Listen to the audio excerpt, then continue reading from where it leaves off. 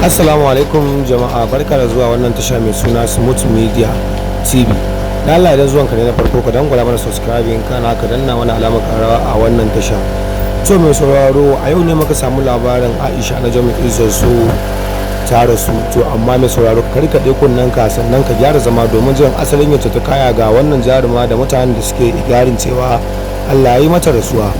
To ga wakilanmu cike da cikakken labarin ka baki daya. Jama'a suna ta yada jita-jita akan mutuwar jaruma mai suna Aisha na Jamu, to wanda kuma an samu tattaunawa da wannan jaruma ta fito ta mana bayani dalla-dalla akan cewa tana nan da ranta a cikin koshin lafiya. To amma mai sauraro, ilahirin jama'a sun fito suna ta yada jita-jita akan cewa wannan jaruma ta mutu, halin kuma ta yi rashin lafiya, jarumar kuma tana nan a cikin koshin lafiya. Yanzu haka ma suna nan a gurin ɗaukar fim mai suna Izarsu.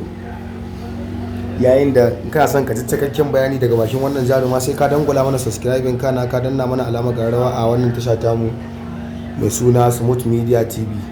In dai har ka dangwala mana subscribing zaka samu cikakken bayani daga bakin wannan jaruma mai suna Aisha na Jamu, domin mun samu zama da ita mun tattauna da ita sosai da sosai akan cewa duk wanda yake so ya tabbatar da cewa tana nan da ranta ma zai iya zuwa har office din su Hikima Multimedia, tana nan da zama kullun tana zuwa, in dai ka kaje zaka same ta. To mai sauraro, amma domin samun cikakken bayani daga bakin wannan jaruma kawai ka dangwala mana subscribing kana ka danna mana alamar karawa a wannan tasha mai suna Smooth Media TV.